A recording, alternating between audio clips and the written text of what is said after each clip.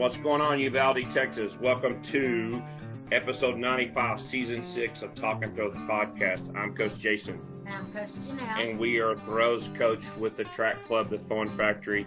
You can go to that website, thethornfactory.com. Guys, we're gearing up for our summer season right now. If you're a high school thrower or a junior high thrower and kind of wanting taking your throwing to the next level, what better avenue to do it than through summer track? Summer track is a place where you can throw against kids who have that like-minded attitude of getting out there and being competitive regardless of the heat, because they want to be out there. And it builds character, it builds mental toughness, and in the heat in the state of Texas, we can get you going. Also, too, one cool thing about summer track is you can actually throw javelin in some summer meets, and then also there's meets that offer hammer as well. So if you're a high school athlete looking to maybe go in college but pick up that third implement, well, get out there and sign up for a summer meet, whether for javelin or for hammer, and get some marks posted, and hopefully you might give you some opportunities down the road. Thanks for our season 6 sponsors: Texas Track and Field Coach Association, ttfc.org. Stuart Cantor, man, we love Stuart, everything he does for track and field in the state of Texas. The Meet of Champions is coming up May the 19th through the 20th. That is actually on the University of Texas State. Thanks to Coach Frazier for allowing that.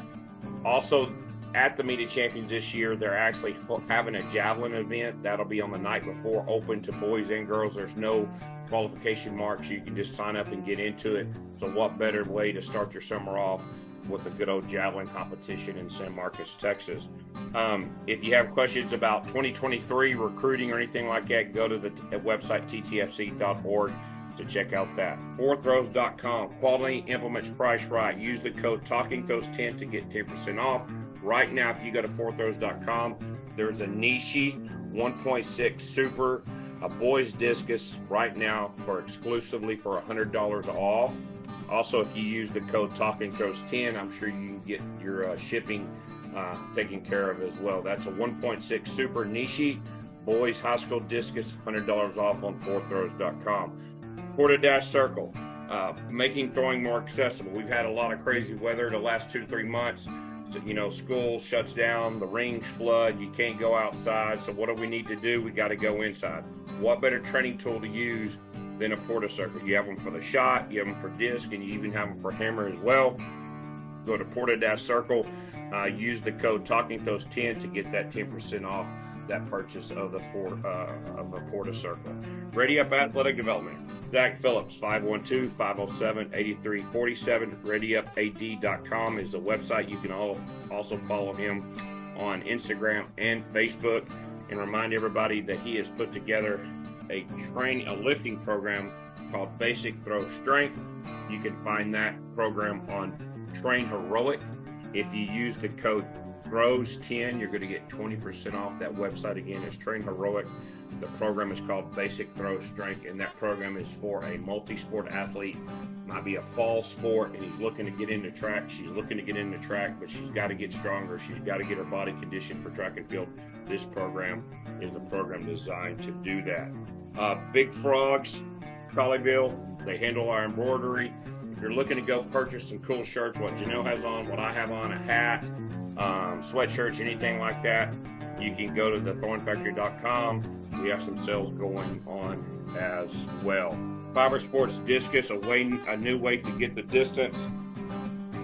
Right here I have the Mid-Spin Twister 3 boys discus. This discus is for that boy looking to get that big PR in regionals or get ready for state. Janelle has Twister 1. This discus is probably going to be designed for that 8th grader, 9th grader, looking to throw in some heavy wind, maybe out in the West Texas area. You can go to 4throws.com and purchase a Fiber Sports discus. Again, use that code TalkingThrows10 to get 10% off. On episode 95, our guest is currently teaching at Uvalde ISD. She got her master's in 2022 from Angelo State University. In 2021, she graduated with a Bachelor of Science. While at Angelo State, she was an All-American in the hammer. She was 3-time conference champion and she is still currently the record holder for hammer for outdoor and the weight throw for indoor. In 2017, she was a graduate of Uvalde High School, where she went to state her senior year and placed 8th.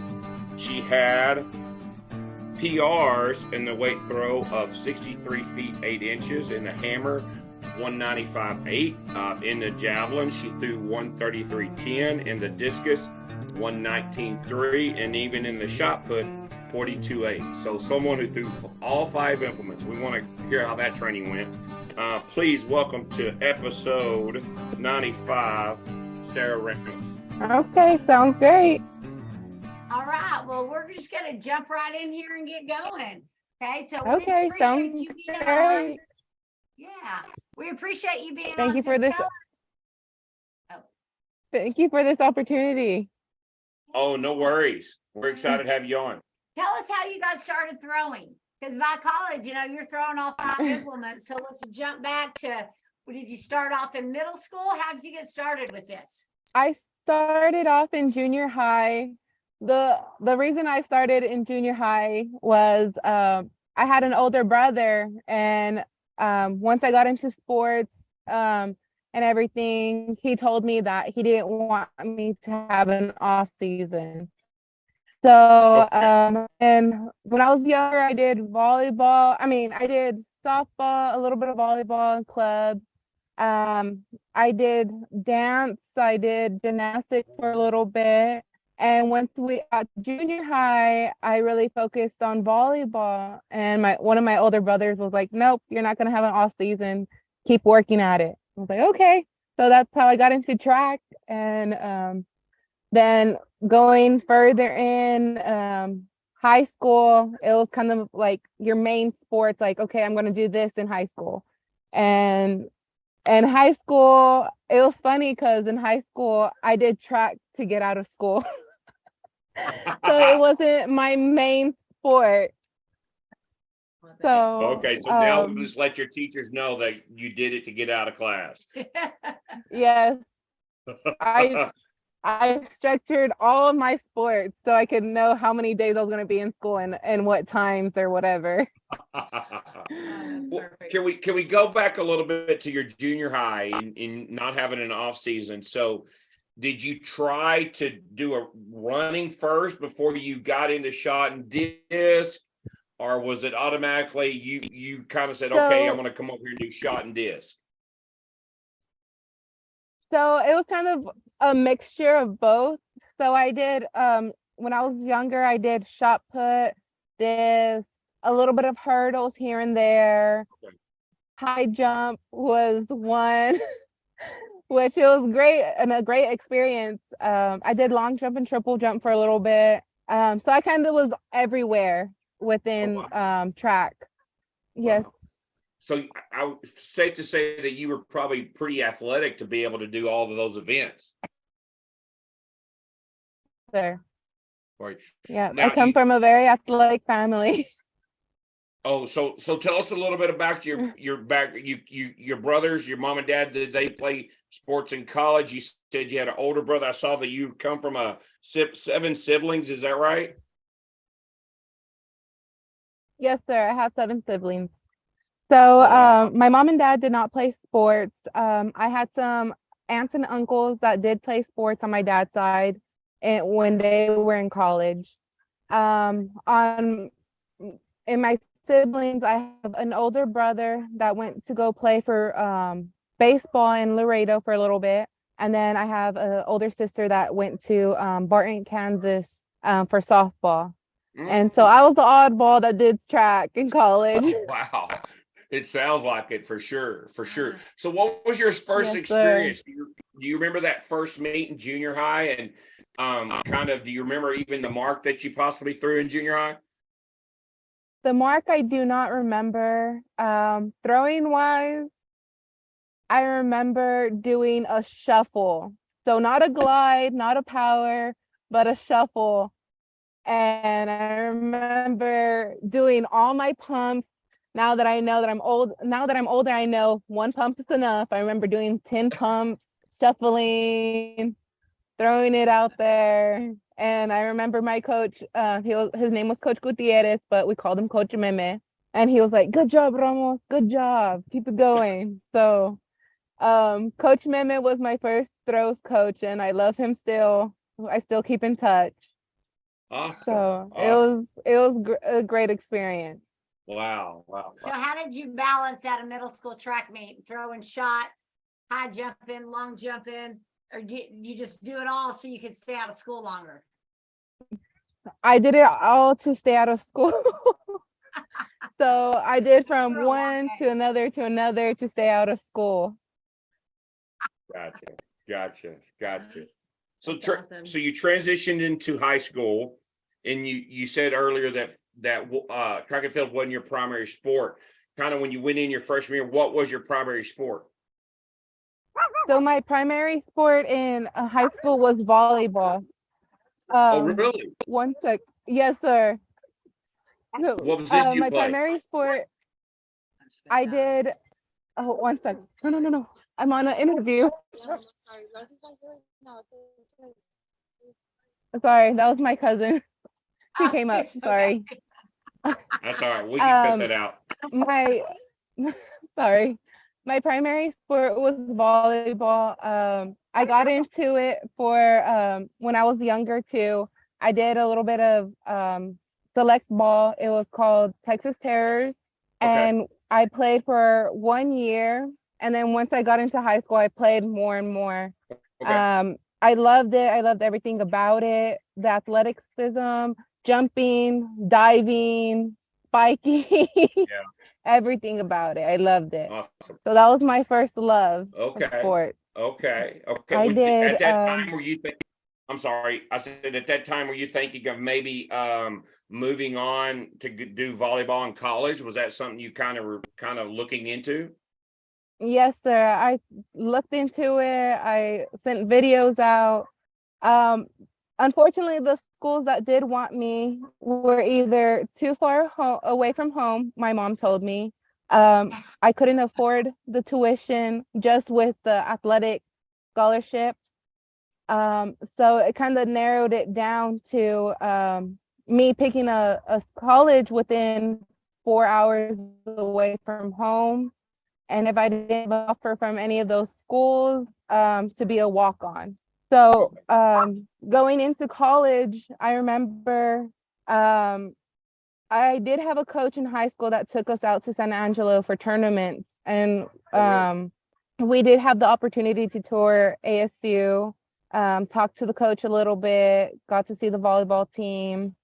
Once I stepped foot onto ASU grounds, I didn't know that there was a timeline of tryouts for walk-ons. So a couple weeks, yes, sir. So I want to say maybe 2 weeks after being at ASU, I went to go talk to the coach. He told me, unfortunately, I missed out to try again next year. And I just remember saying, thank you for the opportunity. I walked out. And in my head, I said, I'm not going to waste my talent for a year. The volleyball coach office was right here. The track office was right here. Walked right into there. And they told me to come back another day to talk. This was the office hours and everything. So I went in, talked. They sent me to the to the throwing coach. They told me I was going to try out. They asked me for my stats. They asked me for all the sports I played in high school. I told them everything. To my knowledge, after talking to them, signing some papers, I thought I was signing some papers like waivers to try out and to be using the facility. After I was done with paperwork and everything, the throws coach told me, "Welcome to the team." And I said, "What? I thought I needed to try out."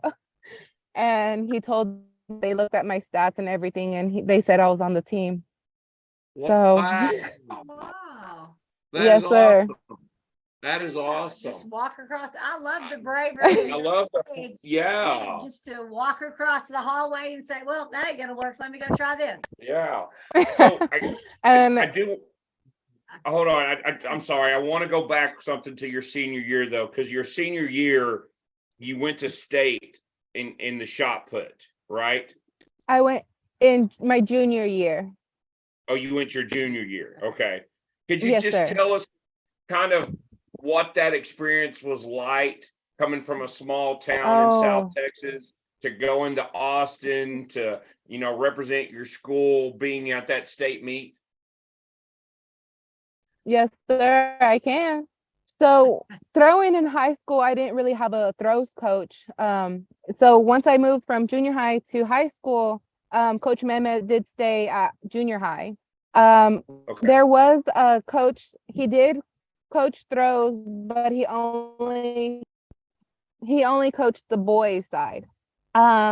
So we didn't really have a throws coach for the girls side. I was very blessed with one of my head coaches. She did bring her sister in.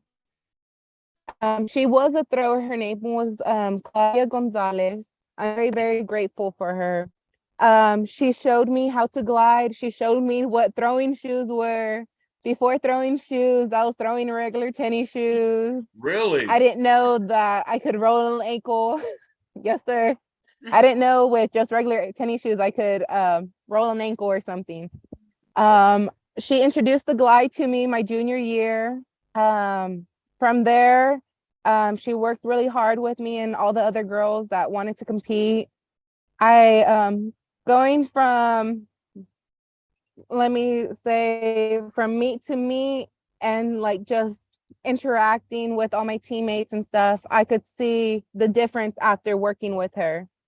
So it was a great experience, going from district to area, seeing different faces, experiencing that, which some of the faces I did get to see in college as well. From area going to regionals, which is in San Antonio, which is a bigger platform, Yeah. which is amazing. A lot of nerves, a lot of excitement and everything, every emotion balled up into one. Um, Being competitive, being focused, not really having my teammates at state or regionals because I was the only one for shot. And then going to state where I was only allowed one coach with me down at the field was very different. Not hearing my family yelling at me in my ear where I could usually hear them where they had to be up in the stands Yeah. was a very, very different experience. So I was very grateful for that experience. And at that point in my life, junior year, I was 16, 17. I didn't know in a couple years I would be back at Texas, at UT to throw again, but not in shot, but in hammer. So it was a great experience, great memories. Can I ask you what did you throw that your junior year at that state meet, if you remember? If I remember correctly, it was either a 36 or a 38. I remember I didn't do so good. I remember my nerves were everywhere. I couldn't calm down. Unfortunately, Claudia could not go down with me to the field with me since she was not a high school coach. Yeah. But I remember I would look into the stands and she would sign to me what I needed to do or anything. I was like, okay, at least I'm very grateful that she's in the stands. She's there with me. So I was very blessed. Awesome. And also, so your senior year, that was your junior year. So were you motivated to come back from that, kind of rough outing Yes, at I was. UT to be motivated your senior year? Yes, I was very motivated. So unfortunately, my senior year, I missed state by, if I remember correctly, I think it was a quarter of an inch. I missed it to go to state. I hit my PR for high school at the regional meet. I remember me and my coach were keeping track of everything. I got third at regionals, but we were waiting to see if I was going to be that last pick of the four Yeah. of the four regions. since they take 2 from regionals, and then that 9th person is the 3rd from either of the 4. I remember right after I threw shot, I had to get changed into my softball gear. My mom drove me from San Antonio. I think it was Seguin or another town that we had playoffs for softball. My mom drove me from straight to regionals for track all the way to playoffs for softball. I was changing the car, getting ready. After playoffs was over, I was still excited that I got to play in playoff and everything. But when I did get that phone call saying that I missed it by 1/4 of an inch, I bawled my eyes out. Oh, wow. What I position did really you play in did. softball? I played catcher, and I was a DH. I was a designated hitter. Oh, awesome. Awesome. And I see in your Yes, bio too yes. that you did some powerlifting during high school as well. Yes, sir. I did it only 1 year. I didn't do it my freshman, sophomore, junior year. My mother and my brothers were very scared that I would get hurt by lifting. So my senior year, I begged my mom, please, please let me go again to get me out of school, but not telling my mom to get me out of school. So I planned it all out. I remember volleyball and powerlifting kind of collided. Volleyball was 2 days out of the week. Powerlifting was 1. Then I had powerlifting, track, and softball all intertwined. So softball was 2 days out of the week. Track was 1. Powerlifting was 1. So I'd only go to school 1 day out of the week. I would get all my homework done early. Oh, wow. So She my had the perfect schedule. yes, sir. I'm kind of curious. Did you train in the fall? Because sometimes when you're a multi-sport athlete, kids don't pick up that implement, shot and disc, in the fall, and they don't wait until it's track season to start training.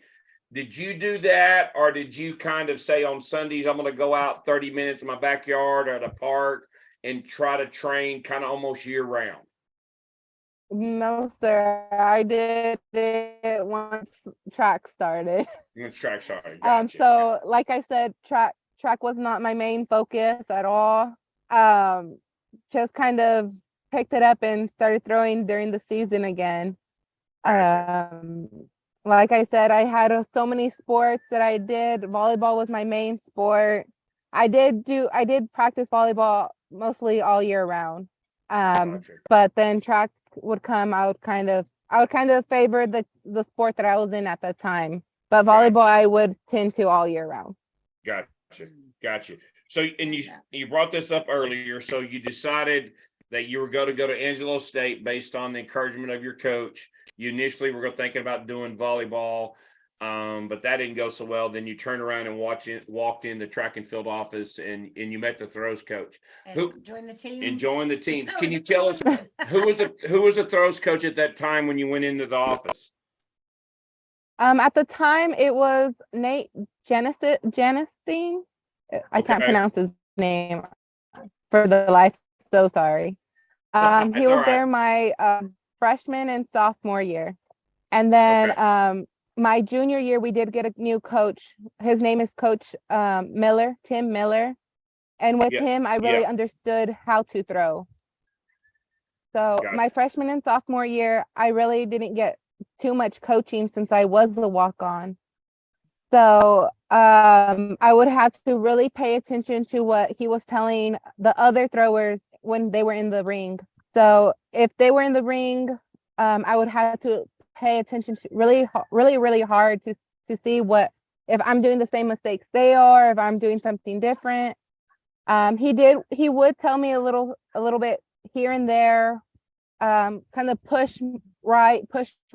I would always ask, what does he mean by that? He would never give me an answer. He would just tell me push right. That was for hammer. For shot, we did try spinning for a little bit. I want to say maybe about a couple weeks, and then he told me that I wasn't a shot putter anymore. So then I just stayed with jav and hammer, and then I would do disc 1 meet out of the year.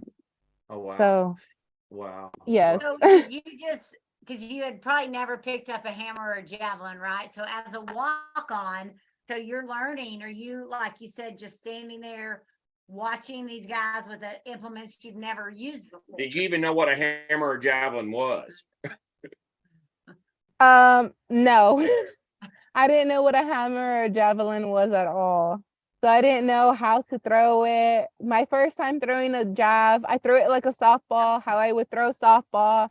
I found out really quick that it would hurt my arm, my elbow, my arm, until I had to really buckle down, start listening really closely. That I had to have it real long, throw through the point, and everything like that. I would say his coaching style from Coach Tim's is very, very different.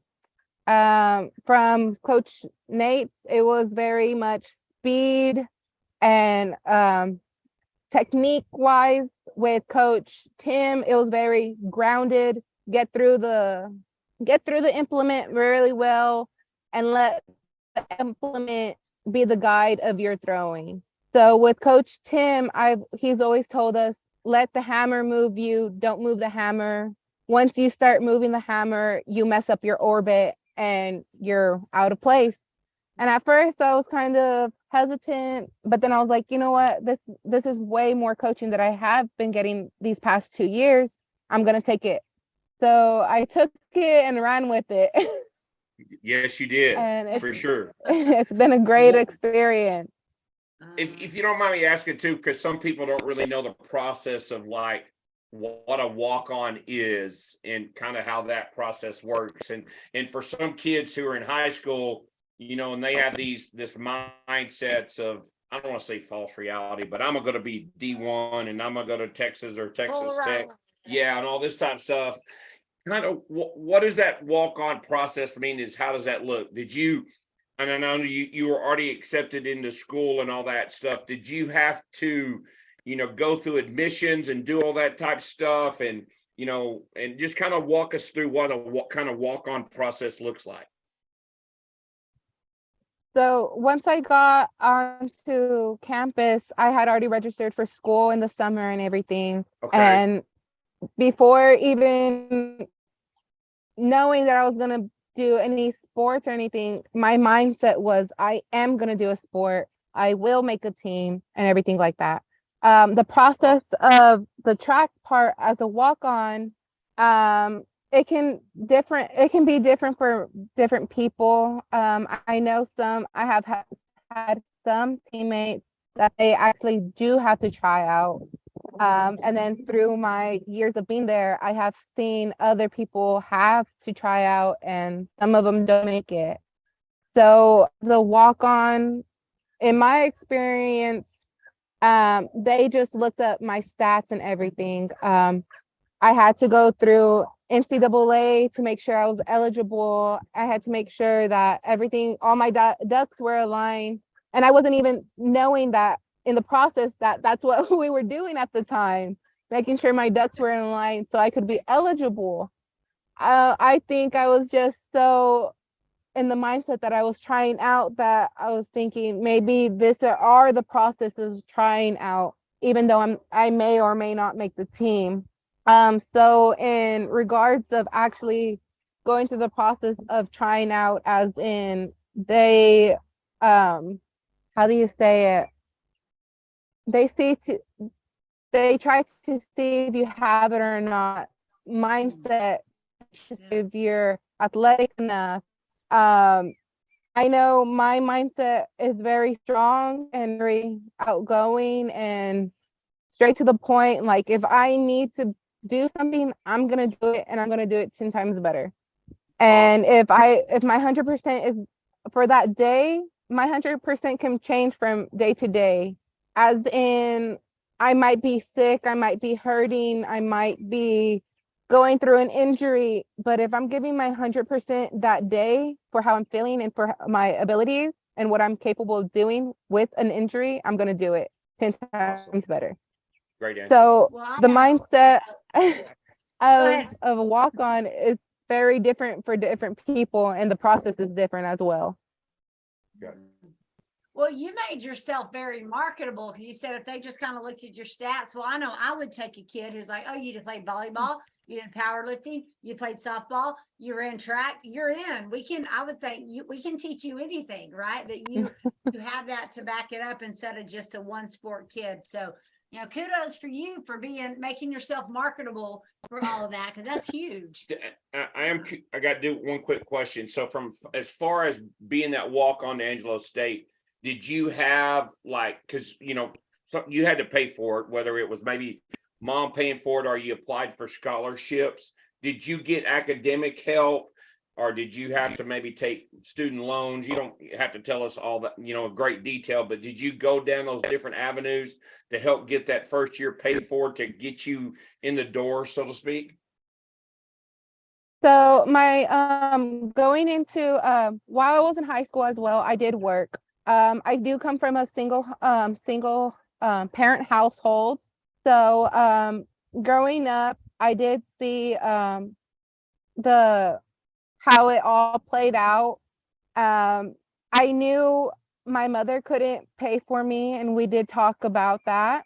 I didn't ask my father to pay for me, so I did work. I worked during school. I did have one job, and then in the summers, I had 2 to 3 jobs every summer. So I would save up. Yes, sir. So I would save up as much as I could. I would help around the house, whatever needed to be helped with, as in not even really bills, but whatever needed to be helped with, I would help. So like cooking, cleaning, and stuff like that. Awesome. So I did at a young age have to work for what I wanted. And I think that's the mindset where I did also help with me with sports. So I did save up my first semester of college. I was very blessed to pay almost all of it by myself. My oldest brother did pay for my dorms. So I was very blessed and grateful for him to pay for my dorm. My sophomore year, not my sophomore year, my spring year, in the winter, I came home and I worked. I saved as much money as possible. I did get a Texas Pell Grant, and I did get financial aid. So I was very blessed for that to help me out. So my freshman year, I paid for everything myself. Sophomore year, I didn't have to pay as much out of pocket. I did get a little bit of track scholarship that helped me out.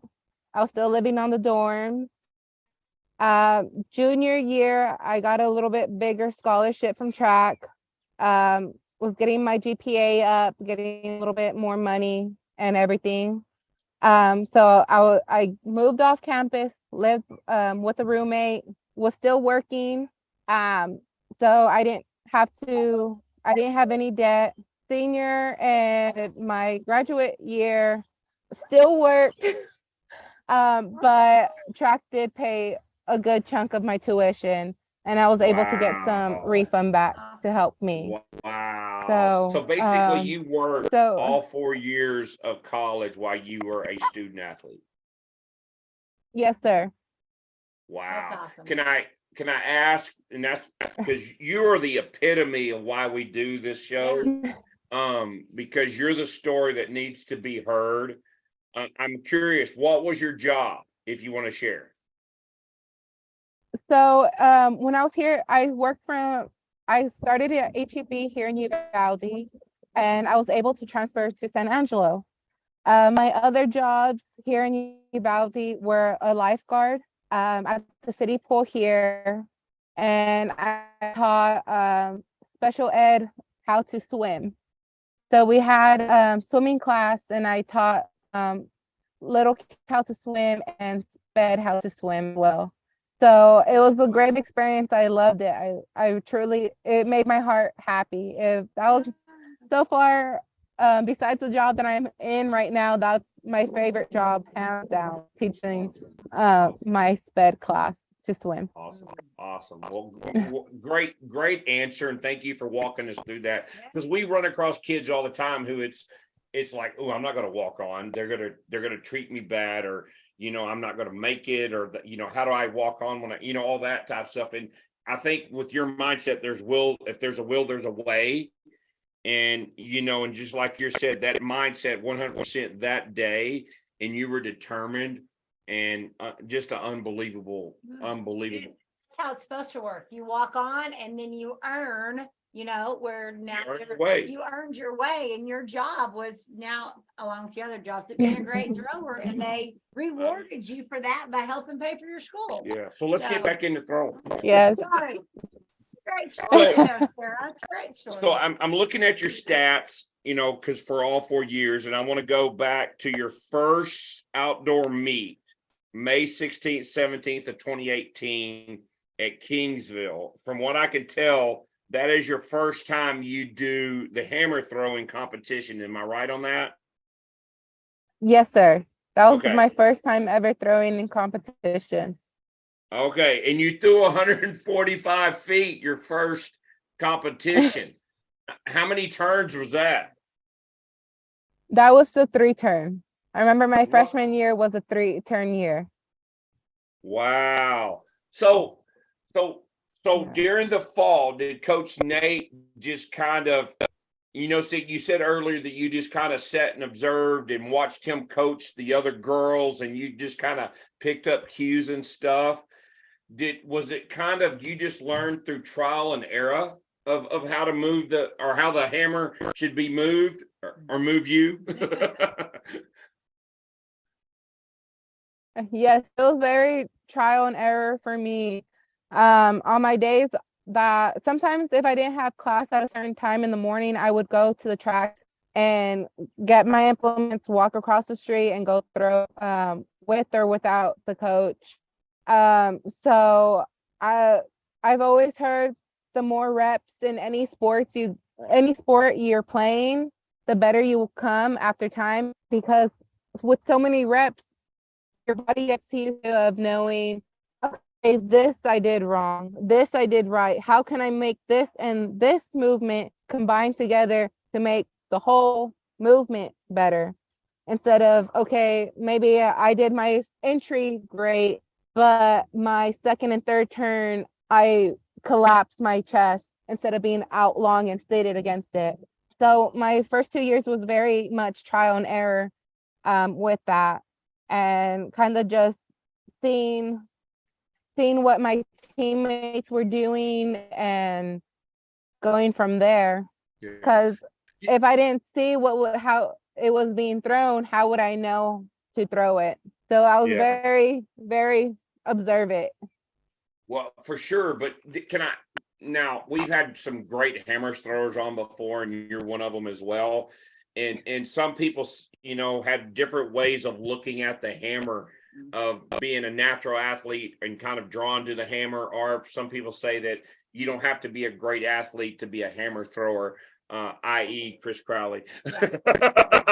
But my question to you is, to throw that far so early, did it seem natural to you, especially with your background of being a very high level multi-sport athlete? To me, I guess I would say in my head, it didn't come natural, but because I didn't know what hammer was and then what good distance were. So me thinking my freshman year, a 140 was not great at all. I was really hard on myself. I wanted to be the best. I wanted the coach to see, like, hey, she's a good athlete, which is worth coaching. That's what I wanted. But to me, looking back now, it did come naturally. But at that time, I was really struggling mindset wise. But I did, from others that has seen me throw my freshman year, they did say that I had a natural entry, that I had a natural sit to it and everything. But just again, in my vision of me throwing, it didn't come naturally. But from the Yeah. outside looking in, it was natural. So I Yeah. guess two different viewpoints right there. Yeah, for sure. Now, I want to maybe ask a different question, because looking at your freshman year too, for the majority of the meets, you did kind of an obscure combination of a javelin thrower and a hammer thrower. Uh, Which is not usual. so my question is, from a coach's mind, how did you train that during the week? Because I know you said earlier you would go before school a little bit and do stuff on your own, but did you, because hammer, you don't, I mean, javelin, you don't want to throw that every day and put a lot of stress on your shoulder and your elbow. So how did you, go between the two? So my freshman year, we threw the implements almost every day, each implement. So I remember I would get off my last class, I would go to my dorm, grab lunch, change real quick, head to practice, get there about, I would say 1:30. I would either have jab first or hammer first, then right after switch into the next event. So it was really, I guess it was easy to say, since I was in so many sports, to just go straight into the next. Yeah. Each event was about an hour and a half of throwing. So say 2 events my freshman year, that was already 3 hours right there of throwing. And then on top of lifting, lifting was about another hour, an hour and a half. So about 4.5, 5 hours of training every day my freshman year. That was in the fall. Then going into the spring, we did a little bit, we calmed jab down to about 2-3 days a week. And then I noticed I had got injured from my elbow from throwing jab. Took maybe, I want to say a week and a half off of jab, came back through a big PR. And so I kind of, at that point, I didn't know throwing jab was too much every day. I was kind of just going based on what I was hearing, based what I was told. So now that I know, I wish I could have done a little things a little differently. Yeah. But for people listening, go ahead. I'm sorry. It was a lot that I didn't think was a lot. Yeah.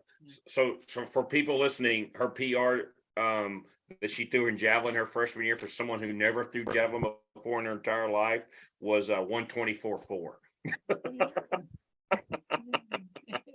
Which is outstanding. And see, that was super. In my head, I thought that was really bad. I was embarrassed. I do want to get to something. I was embarrassed. You were, yeah. I want to get to something that's very, very important for this walk on, Sara, that your freshman year you're going into your May of your senior year, you've been on campus as someone who just bravely walked into the track field, into the track office. You got 5th place in the Lone Star Conference as a walk-on freshman, and you threw 163 feet 11 inches. Now this walk-on is scoring points in conference and dropping over almost 50-meter throw. Yeah. So I remember after I threw, I was like, man, I remember that meet clearly. I remember it clearly. I had made some friends throughout the conference, and we were having some talk, friendly competition talk. And one of the older girls from another school, she was throwing bombs as well. I think she was a senior or a junior at that time. And I just said, real cocky, watch out, I'm coming for you. And man, I think I got the cockiness got to me, and I started trying to throw the hammer instead of letting the hammer throw me. And I think I could have done a lot better, and I was so hard on myself after that meet. I was like, man, I shouldn't have said nothing. I should have just let my skills and everything talk. That's hard to do. That's, Sometimes a little smack talking is fun. I know. Coming from someone Yeah. who's never And- put their foot in their mouth. Smack talks all the time. I know. and it's great because I really love that I got close to some of these girls that weren't on my team, and we were able to talk to each other like that. So I thought it was so great being sportsmanship, but kind of competitive at the same time. So I really love that about the girls within my conference. Yeah. Wow. So after that conference meet your freshman year, that had to provide some high level motivation going into your summer, going into your sophomore year, correct? Yes, sir. So I had asked after the conference meet, I had asked the coach, Coach Nate, if I was going to be able to go to the last chance meet. And at the time he told me no. So I already had my answer. I had packed up my whole dorm and everything. I was almost to Uvalde when I got a call. Hey, come to the office. We're going to be leaving about 20 minutes to go to the last chance meet. And I said, are you kidding me? I am almost an hour away from Uvalde, which puts me about 2 hours away from San Angelo. I was so upset, and the meet was the way in West Texas at WT, and I said, I wish you would have called me sooner. But I had taken implements home to work for the summer, so my mindset was work on hammer, work on jav. I had made it up in my head that I bought a javelin for myself so I could practice at home. So I was already looking forward to get a javelin coming in. They gave me the opportunity to take some implements home for hammer, but that one phone call got me so upset. I was like, man, I could have. Who knows what the good Lord had for me if I would have gone, if I would have made nationals my freshman year instead of sophomore year. So the world will never know. That is true. That's true. So, and that leads me to your sophomore year. So your sophomore year, just a couple of numbers just to pop out. The David Noble Relays in 2019, you go 182.8 in the hammer. And so I'm basically less than 20 months. Never picking up the hammer. You're throwing over 50, almost 56 meters. That's good. That's impressive. Just Yes. did you understand what you were doing? I was still hard Dan? on myself. Oh, Not really, because I was still just listening to what he was saying. Like I said, Nate was really about speed and quickness. So what I was learning at that time was trying to push the hammer as hard out as possible and get it as fast out. And what he called was once you land to catch, you skateboard, you push like you're skateboarding with your feet. So that I was learning that. So instead of what I now know is being loose, relaxed between your first wind, going into your entry, and building the speed instead of coming out of the gun with fast. So after a while, I learned tempo. Gotcha. that's good. Gotcha. But even, going into the conference that year, which you placed fourth your sophomore year at 155.11, which is, 2 feet compared to the year before, but your javelin was 133.10. So you actually scored points in both events your sophomore year. Yes. That's a walk-on. Yes. I bet at night the coaches in the locker room like, she's scoring points for us for free. They probably were.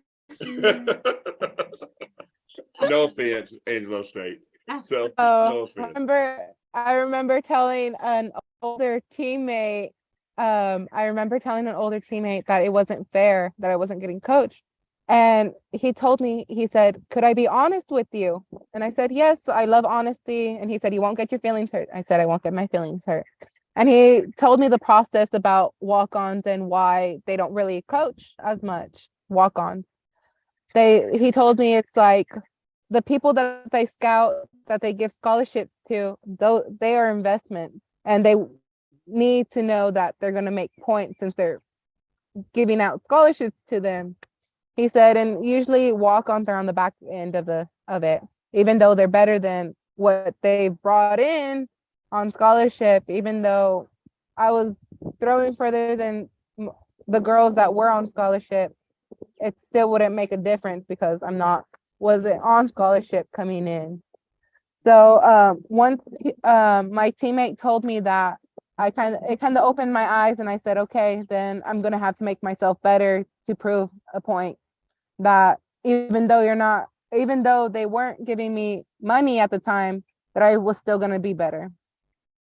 So awesome. that was my mindset. I was very, very on point to what I wanted to be, what on point to what I wanted to get across, and I was not gonna let not having a coach me all the way stop me.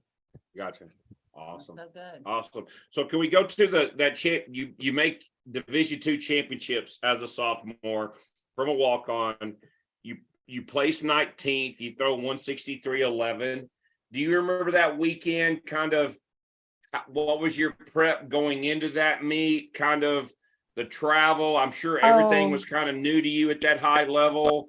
Because probably the biggest meet you've been in besides conference was your Texas high school meet in Austin. Yes, sir. So I remember we had a 6.5, 7 hour drive to Kingsville. I was ready. I was very hesitant throwing there again. My sophomore year, I did have a wipeout at Kingsville, a really bad wipeout, where the ball took me, I hit a sand patch in the ring. The ball took me up, threw me down against the concrete. My head whipped back and I got a concussion. I don't remember anything from it. My teammates did tell me that I hit so hard I bounced up into a seated position, came back down. So that was in the spring of that year as my sophomore year. So going back to nationals, that it was in Kingsville. To me, it was kind of scary. But I remember getting into my head, I said, okay, no matter where I throw, it's the same ring. No matter where I throw, it's the same ring, I said to myself. I remember getting up, having my routine, getting music going. I'm not the person that gets in her head and stays quiet at competition. I have to be talking to my friends, get my head off of things. So I had my routine, everything. It was the first time ever being escorted, tent to be waited for to be called out, on TV. A very different experience. I remember from the hotel to the track, I remember it was just me and Nate. And I told him, I looked at him and I said, this track isn't gonna defeat me. I'm gonna throw good. And he said, that's a good mindset. And then during competition, he did have a reason. He did have to leave during my competition. He was not there he was not there when I was throwing. So I was the only thrower at nationals that didn't have a coach. So my teammates were able to have him there too when they were throwing. But for a reason, he had to leave when I was competing to go to a different event. So it was that put me a step back. So that got me in my head. Even though I was listening to him from practice, teaching other people, I was still hearing his voice every day. So when at competition, when he wasn't there, it threw me off. And I remember Coach Miller was there at that national meet. He was the coach for Kingsville. And after the meet, he goes, I wanted to tell you so bad to relax and just throw, but I didn't know if you would take it the right way or the wrong way. And I was like, you should have just told me. I would have rather had a coach there. Yeah. Yeah, for sure. Well, things happen for a So, reason, and they definitely worked out. yes. So you go into your junior year, and of course, man, you are just pumping out the hammer marks. But one thing I want to highlight is your PR, your lifetime PR 195.8 at the Lone Star Outdoor Conference, where you win first place. And Yes. basically you've came from that walking into that office, not knowing anything about it, then basically, right under 3 years, right under 3 years of being a conference champion and throwing, a high level mark, not only for Division II, but even Division I mark. That had to be very satisfying. Yes, sir. After COVID. After COVID. Yes, after COVID. So the summer of COVID, before going into my senior year, I remember I did move back home for a little bit. I was throwing here, working hard, going to San Angelo as much as I can to get throwing lessons with Coach Tim, and I was determined to come back better, even though I was not in San Angelo. I was determined. And I remember I told myself, no matter what, I'm gonna make a change to get better, and I did. And when I threw it, it felt effortless, so effortless. And my furthest throws have always felt effortless. I felt like I didn't put any speed on the ball. I felt so neutral, so relaxed. I felt like a feather going through the wind while I was turning. Wow. Right when as soon as I released it and I blocked out my throw, I just remember pulling my arms down and just smiling and kind of like a yell.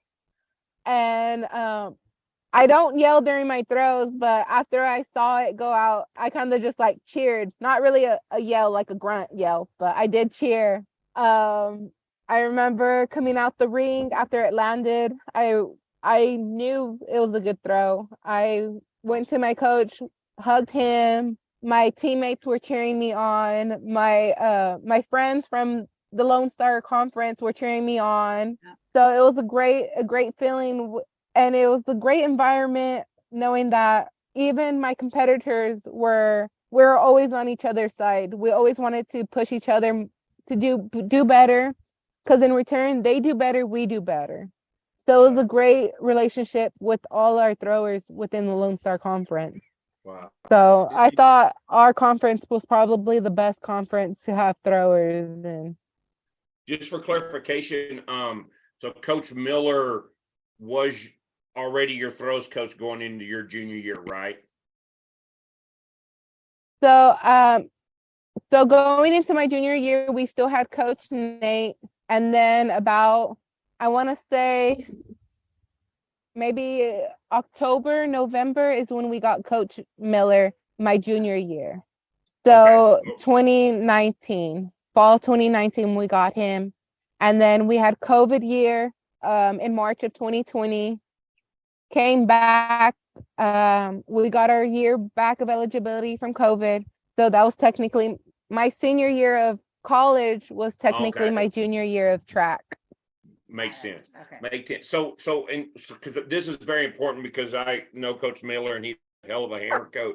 Kind of walk us through your kind of initial impression of Coach Miller, as a coach, because you're around him every day versus he being at one of your competitive schools. And then kind of how was his approach a little bit different to maybe get things clicking in that right direction? Because the one thing I want to point out is all of a sudden too, your shot put number started going up as well. So I'm guessing you picked up shot put under his direction. The Texas Track and Field Coaches Association. Coaches education through our annual winter clinic, the state's #1 track and field clinic. Texas Track and Field promotion, our postseason Meet of Champions, lobbying efforts with the state's governing bodies, the Texas Track and Field Hall of Fame. If it involves Texas Track and Field, we're at the forefront.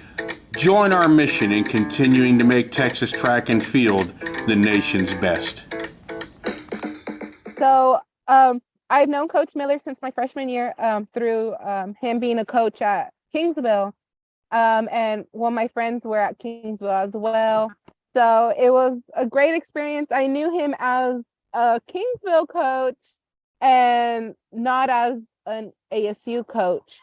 So my first impression of him being a coach at ASU, when he was telling us stuff, I thought to myself, he doesn't know what he's talking about. But in my head, it was because I was used to paying attention to Nate and hearing what he was telling the other throwers.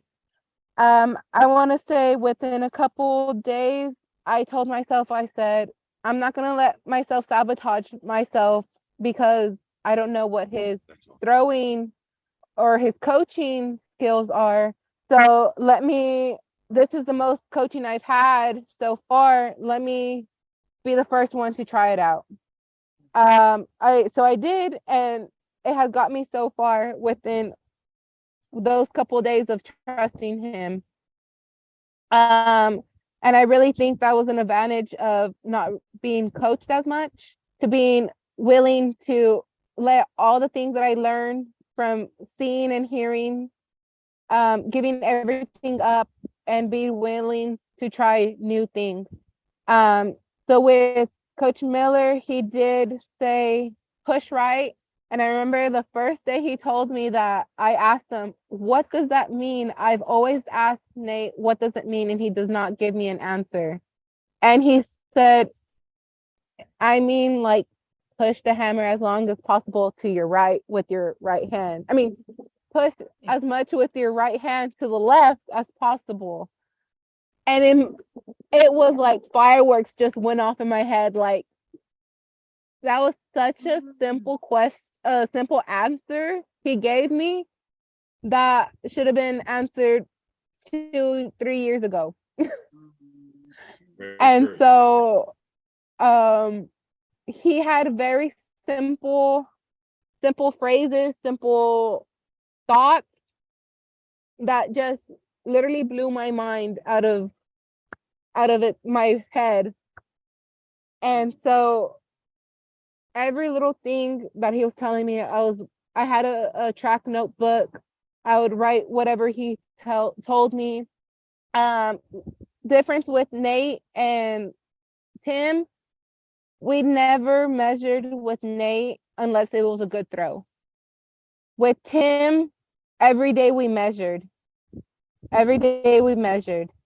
And he told me to keep a log of my throws for the day, every day that we threw. And he said, look at your stats on your days that you're not feeling good, you feel crappy, you feel down, whatever. Because at the end of the day, on those days, as you progress, you're going to see on my worst days, I'm actually throwing better than what I was before.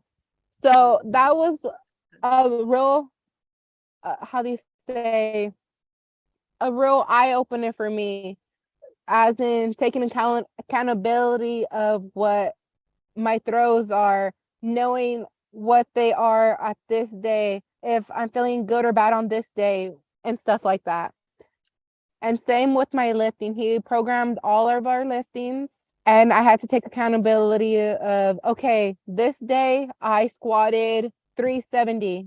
Okay, the next day, let me see if I can get 375 or 380. You know what I mean?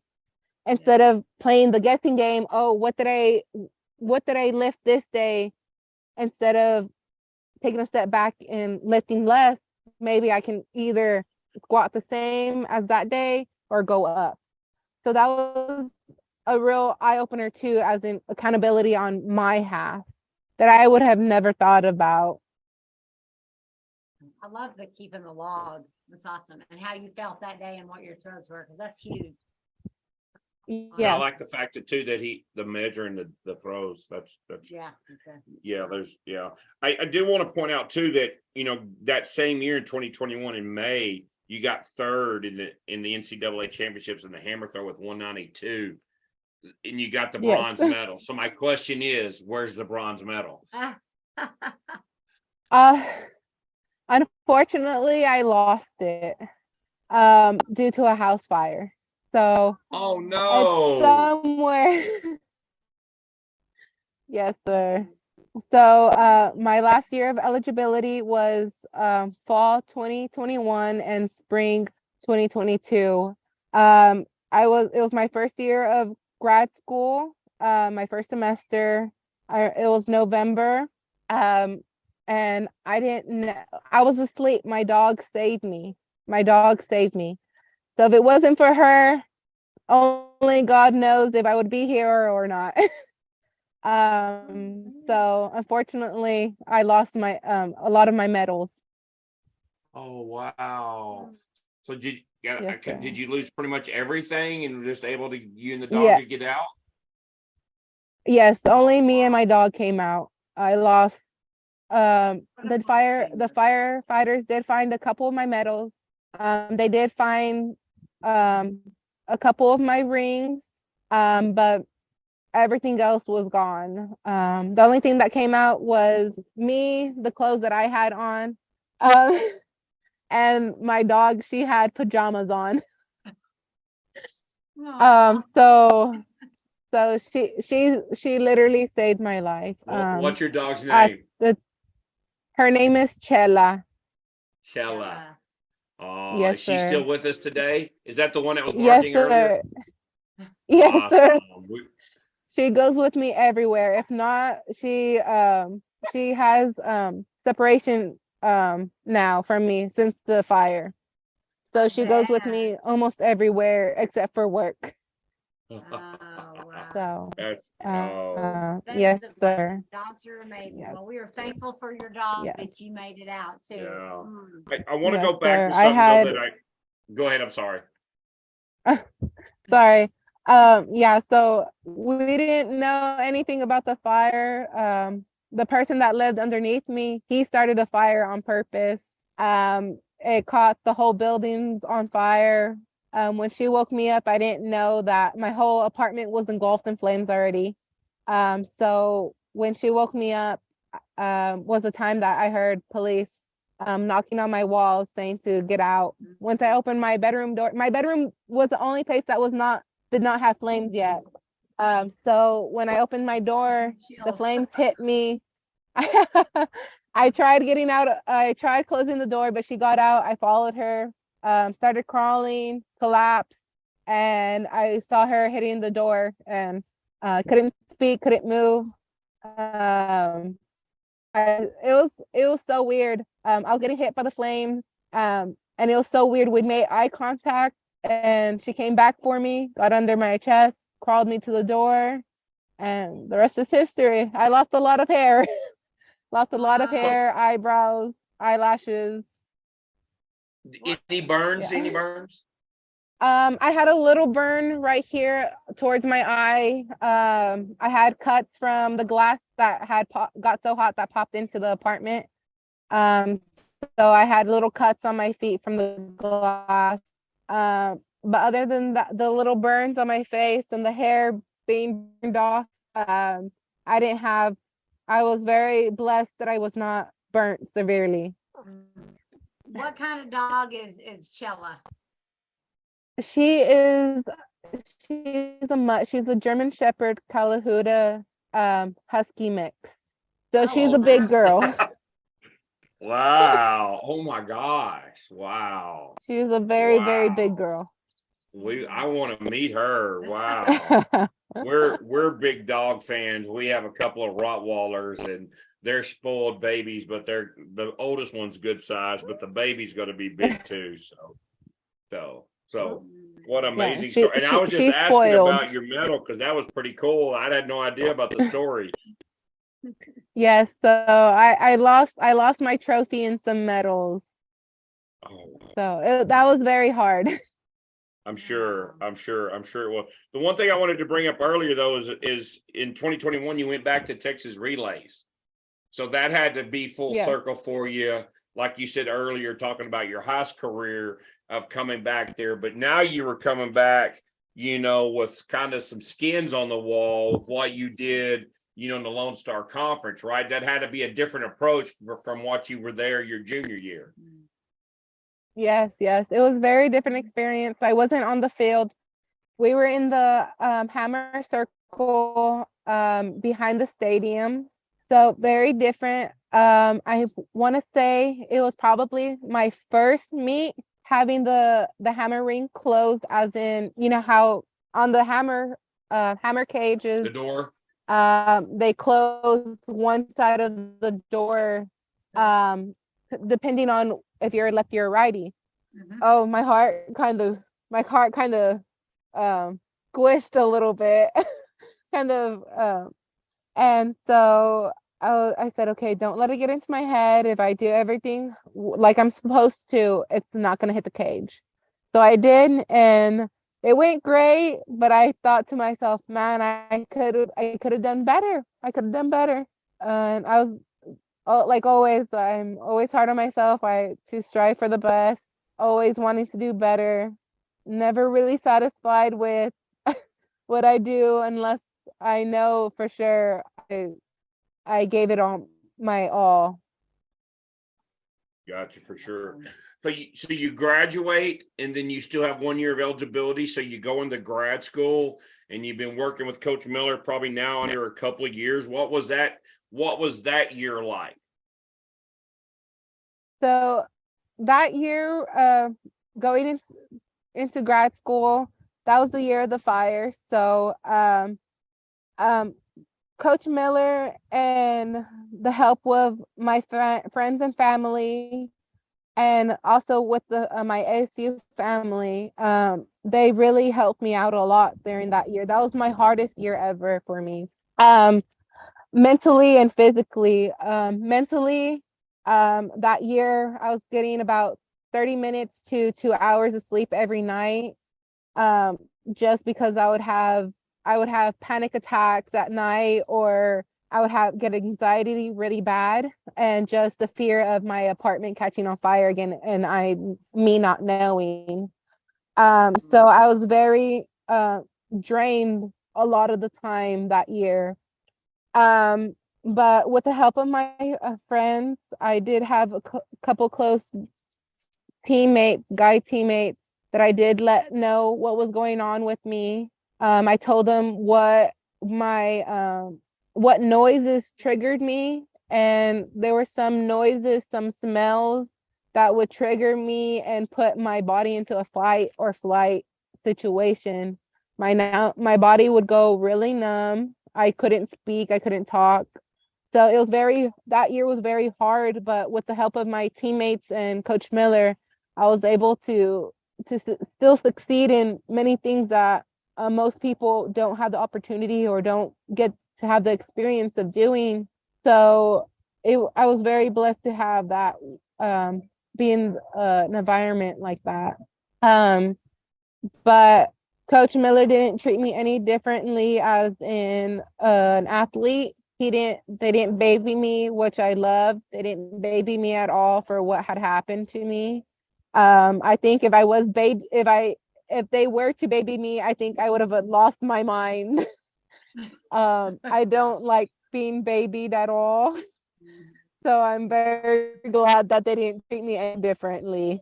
But working with Coach Miller was great. He told me that I had to be even more patient, even more relaxed. He had a saying, fishbowl.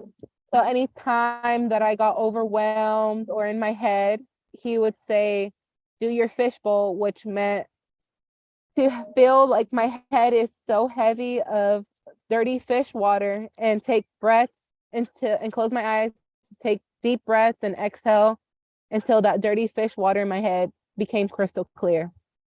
That helped me a lot, which I never had to do really. That helped me a lot. I would say on the mental side of throwing, that was my biggest year that I focused on mental health and throwing wise, and really locking in into knowing what my body needed at that time, even though I wasn't giving it what it needed, as in sleep or food at that time. So I was doing my best at that time with what my body was giving. Awesome. Awesome. Wow. Wow. So you go into that last competition in 2022 in the NCAA's, though 167th, you make 18th place. That had to be a little heartfelt, but considering the situation, I'm hoping that you walked away with being satisfied with that as too. Yourself. And then also too, one thing I want to point out is you got your master's as well, right?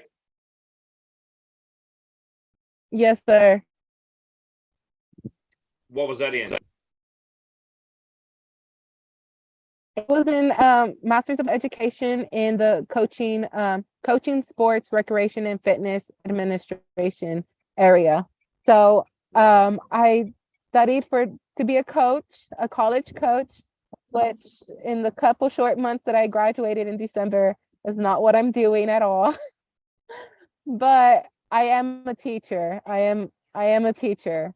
So I love teaching. It's great. I do as of right now, I am using my master's. I'm coaching. I'm doing private lessons. So I coach in the mornings. I coach after I get out of work. I coach on the weekends. So I'm loving it as well.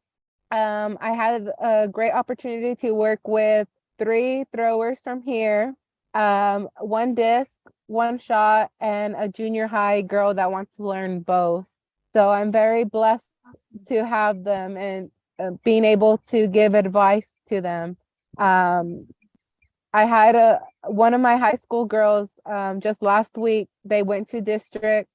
I was at work and I got a text from her, and I remember we had a session the day before district, and I said, "You got this. Don't worry about it. We've been working at this for a couple months now. You got it."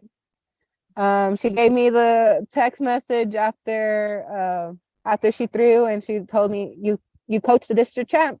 And I was so happy for her. She put so much hard work in. She came rain or shine, sunny or cloudy. We were out there. So she did an amazing job. Wow. What are you teaching? And because you're in Uvalde ISD, right? Yes, sir. What grade are you in? So I am teaching FLS, functional life skills teacher, and I work from it's 3K through 2nd grade, but my youngest student is, I want to say, 5 or 6 years old. So it's very different from the coaching realm, but I love it. I have taught, I have the background with coaching them within swimming. I've always been around them most of my life. I was very blessed in high school that one of my coaches, she worked with Fed as well when I was in high school, and she would make all the varsity kids help out with Special Olympics, Fall Fest for the kids, and a lot of stuff to include them. So anytime we worked with them, they always gravitated to me. So I love that. So I'm very comfortable with what I'm doing. I love it. I love seeing my kids in the morning. They're excited to go to my room and everything. So getting them in the morning and starting my day with them is the greatest thing right now. Wow.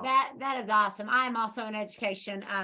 And I do not teach the special needs kids, but I have many come in my room with AIDS, and our FLA rooms are right down the hallway. And man, you guys who do that daily just have a special place in heaven, because that is just a heart to work with those kids who are just, I got to work with one today because her aide wasn't there, and it just blessed my heart because she was yelling. She wasn't yelling at me, but it was just a lot of fun to get to spend some time with her. So that's awesome.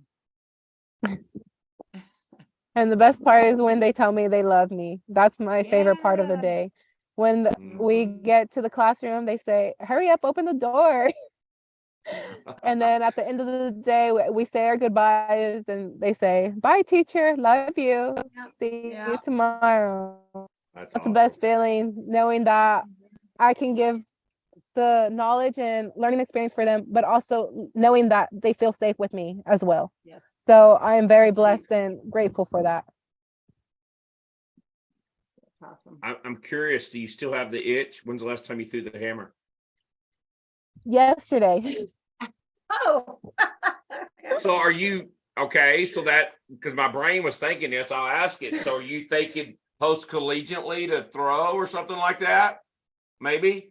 So as of right now, yes and no. I got two final questions. If someone's looking to go to Angelo State to be a student athlete or just to go to school there, I want you to tell them why they should go. Not to put you on the spot. This is your chance to give a commercial. To go to ASU for the education side, it's a great campus. Everything is not so far compared to other universities where you have to walk 20 minutes to get from one class to the other. Everything is fairly close to each other. Everyone is so friendly there. Professors have helped me out so much there.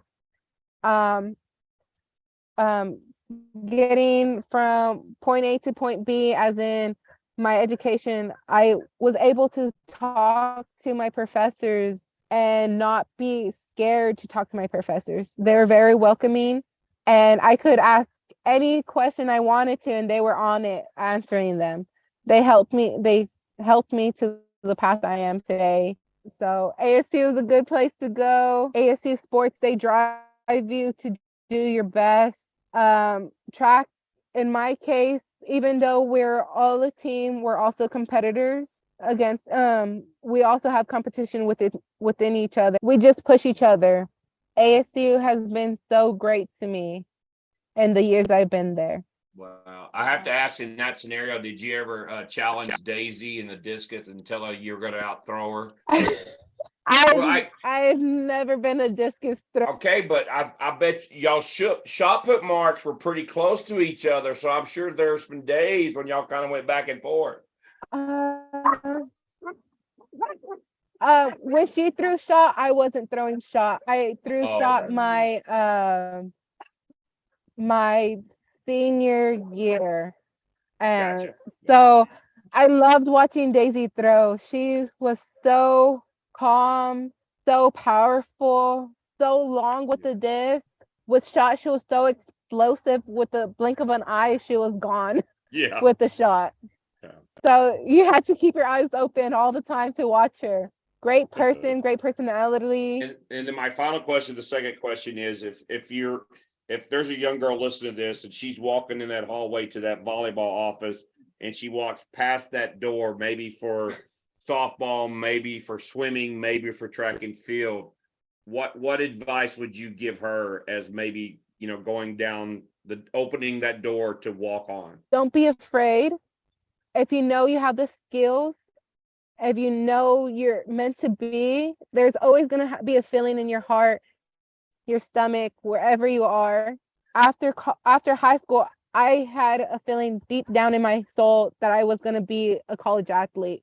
So if you have that feeling, don't second guess it. Don't push it away. Go. Strive. Be the best. Don't let anyone stop you. Don't let a coach ever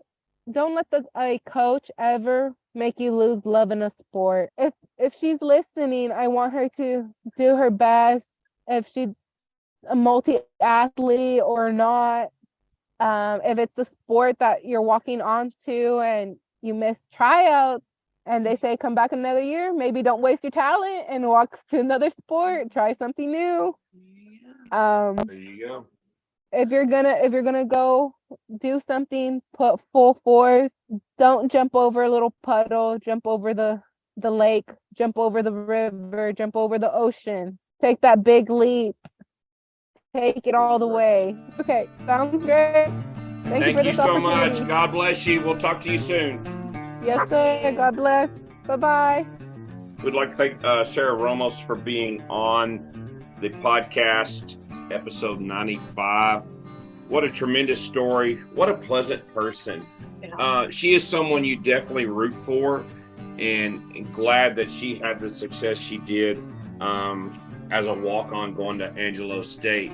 I know there might be a stigmatism about being a walk-on, but also given an opportunity, making the most out of it. My God, did she ever? Within like immediate, she made a presence within that track and field team, and what she did over her 4-year career is, in my opinion, legendary.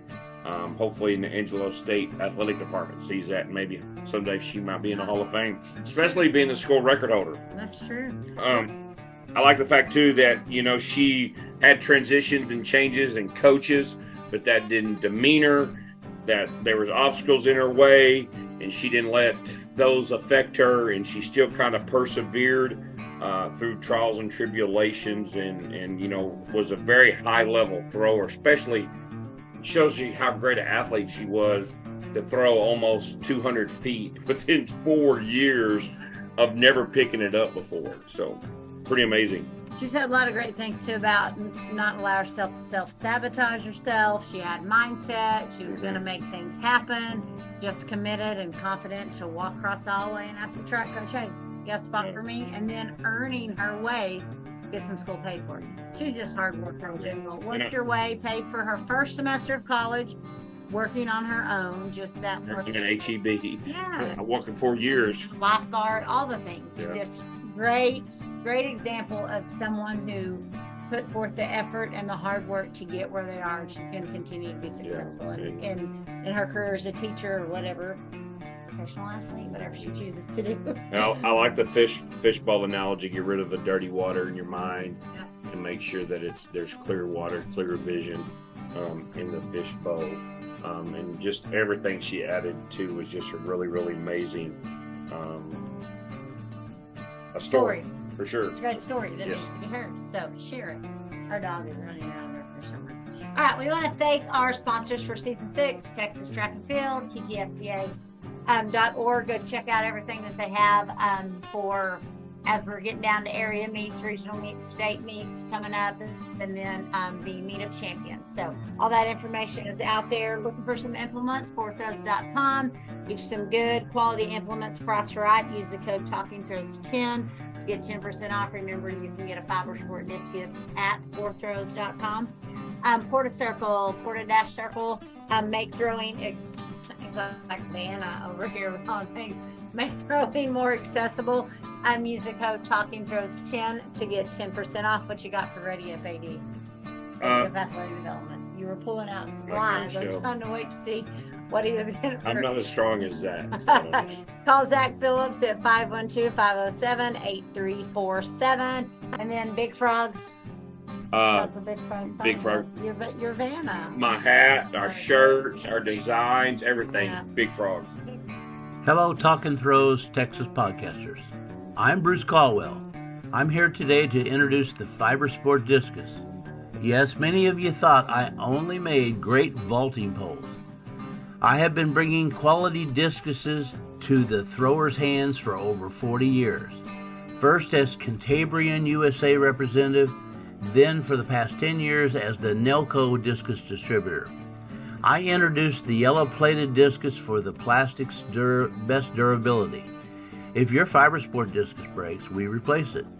Our studies have reached into the science of using a wind tunnel and adding microchips to the discus to find the spin, the gravity, the flight stability of the discus.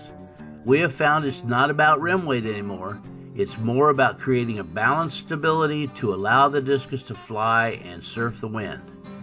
Our new Fiber Sport Discus is made to be selected to fit your needs, no matter the weather, no matter the conditions. Check out our discus selection guide at fibersportdiscus.com and find a dealer in your area that sells our fine product. Thank you, Jason and Janelle, for allowing me to talk with your listeners on Talk and Throws Texas Style. Frogs. Big frogs. And then check out the Throne Factory. .com. Yes. What else was it gonna be? Well, you just said check out the Thorn Factory. Everybody knows And then also liftingdfw.com. .com. And we're doing lifting lessons. We're selling trailers.